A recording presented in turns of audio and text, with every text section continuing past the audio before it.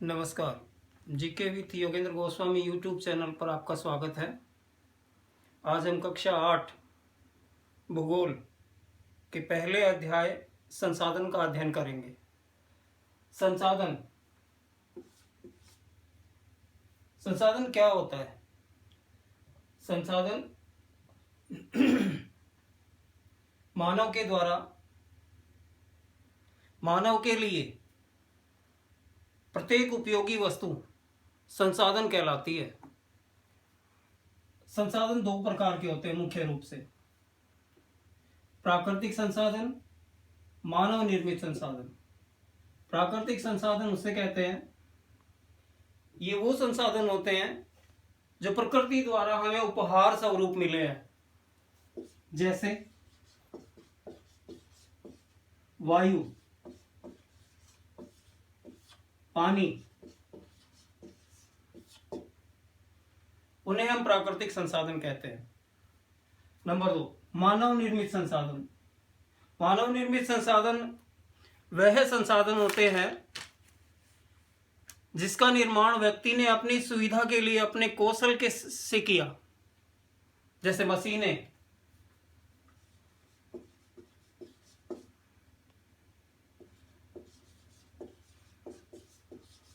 उपकरण आदि।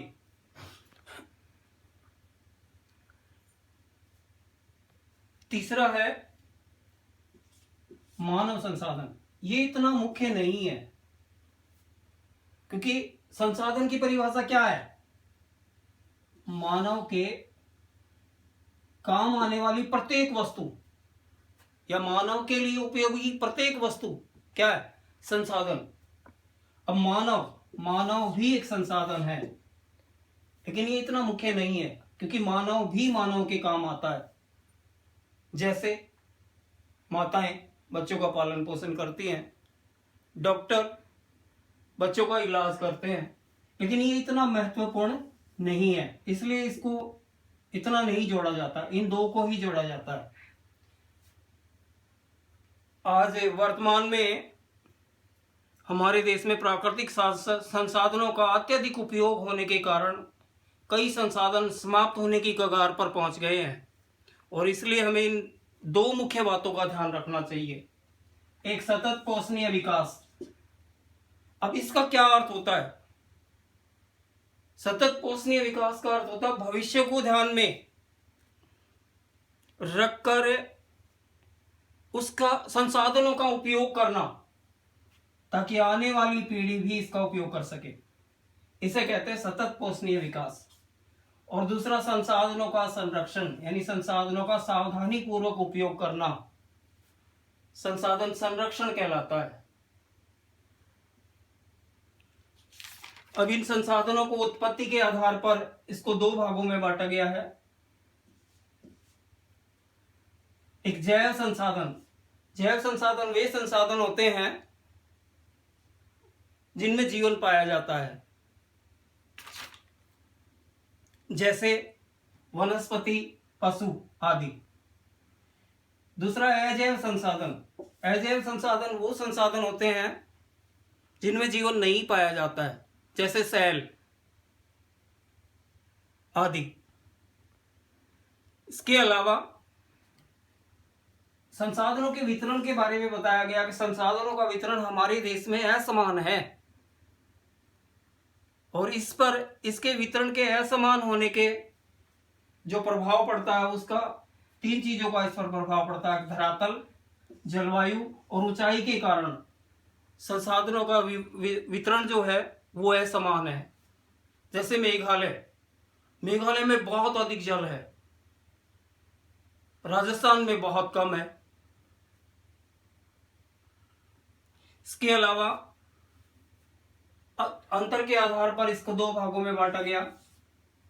एक, संभाव्य संसाधन, दूसरा वास्तविक संसाधन। अब संभाव्य संसाधन वो संसाधन होते हैं जिनकी मात्रा हमें पता है, लेकिन उसका उपयोग नहीं कर रहे हैं, जैसे लद्दाख में मिलने वाली यूरेनियम। दूसरा, वास्तविक संसाधन। अब इसी से इसको जोड़कर भी हम बता सकते हैं कि संभाव्य संसाधन जिनकी मात्रा हमें पता है, जिनका उपयोग हम नहीं कर रहे हैं, लेकिन संभाव्य संसाधन जिनका हम उपयोग करने लगे हैं, उन्हें वास्तविक संसाधन कहते हैं। जैसे 200 साल पहले तेज गति से चलने वाली पवनें संभाव्य संसाधन थी, लेकिन वर्तमान में उसका हम पवन ऊर्जा के रूप में उपयोग करते हैं, तो वो वास्तविक संसाधन बन गई है। दूसरे अंतर में हम देखेंगे स्थानिक संसाधन किसे कहते हैं और सर्वव्यापक संसाधन किसे कहते हैं। स्थानिक संसाधन से मतलब जो किसी विशेष स्थान पर मिलते हैं, जैसे लोहा, अभ्रक, किसी विशेष स्थान पर ये मिलते हैं। और सर्वव्यापक संसाधन से उस संसाधन को कहते हैं जो सब जगह मिलते हैं, जैसे वायु। तो यहां इसके बाद अब फिर हम यहां प्राकृतिक संसाधन पर चलते हैं। अब प्राकृतिक संसाधन जो है वो दो भागों में बांटे गए हैं, एक नवीकरणीय, एक अनवीकरणीय।